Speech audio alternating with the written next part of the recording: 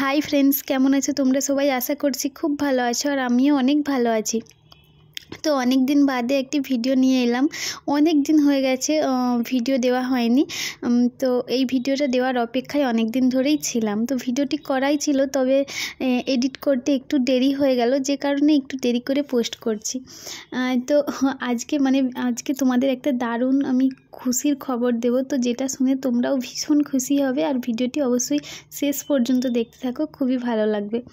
আর আজকের ভিডিওটা পুরোপুরি আমার দিদিকে নিয়ে হবে। তো আমি তো তোমাদের সঙ্গে সবটাই শেয়ার করি, তোমরা যেহেতু আমার ফ্যামিলি, তো তাই এই খুশির খবরটা তোমাদের সঙ্গে না শেয়ার করে থাকতে পারলাম না। চলো তোমাদের আর দেরি না করে বলেই ফেলি। তো আমার দিদি এত দারুণ একটা সুখবর দিল, সেটা শুনে গোটা পরিবারের মধ্যে একটা আনন্দের ঝড় বয়ে যাচ্ছে। কি বলবো, এটা শুনলে তোমরাও অনেকটাই খুশি হবে। তো ফাইনালি আমার দিদি একটা সরকারি চাকরি পেয়ে গেছে। তো কি বলবো, এটা শোনা মাত্রই সবাই আমাদের পরিবারে কি যে আনন্দ চলছে তোমাদেরকে বলে বোঝাতে পারবো না। তো তোমরা তো জানোই যে আমাদের দেশে চাকরির কি অবস্থা। সে জায়গা থেকে দিদি পড়াশোনা কমপ্লিট করে সঙ্গে সঙ্গেই ওকে একদম ওয়েট করতে হয়নি। তো সঙ্গে সঙ্গেই ও চাকরিটা পেয়ে গেছে অনেকটা কম বয়সে। তো তাই তো সবাই ভীষণ খুশি। আর তোমরা তো জানোই যে সব মেয়েদের নিজের পায়ে দাঁড়ানো উচিত। তো সেই জায়গায় মেয়েরা যদি একটা ছোটোখাটো কাজ করে তো সেটাই অনেকটা গর্বের।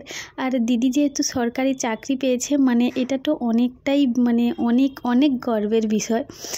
তো আমার দিদি লাইব্রেরি সায়েন্স নিয়ে পড়াশোনা করেছিল। তো এই রিসেন্ট পরীক্ষা হলো, তার রেজাল্ট আউট হলো এবং ও সব কিছুতেই পাস করে গেছে আর চাকরিটা পেয়েও গেছে।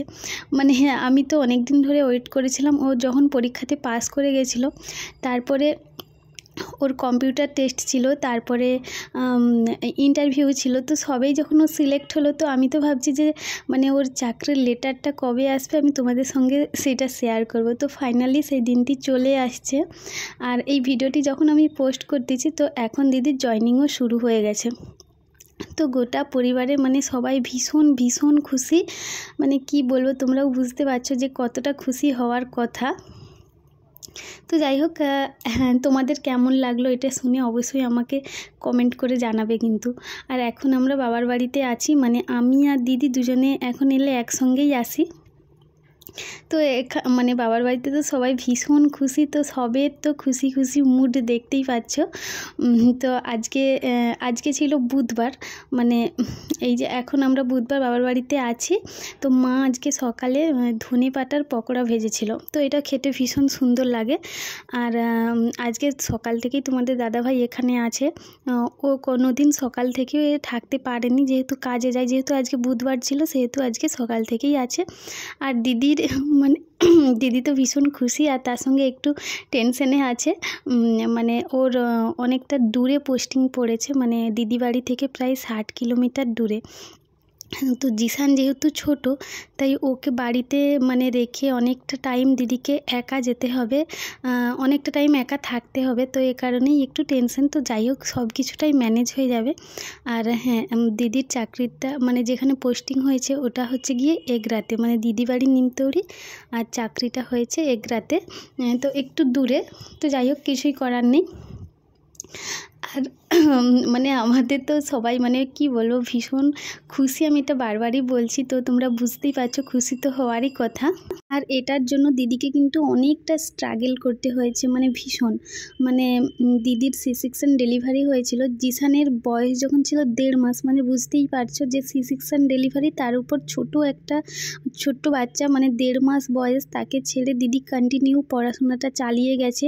ওইটুকু বাচ্চাকে বাড়িতে রেখে টিউশন যাওয়া, পড়তে সব কিছুটাই চালিয়ে গেছে। ভীষণ ভীষণ পরিশ্রম করেছে। তো আমরা তো সবাই যে ভাবছিলাম যে দিদি একটা চাকরি পাবেই, এতটা কষ্ট করেছে।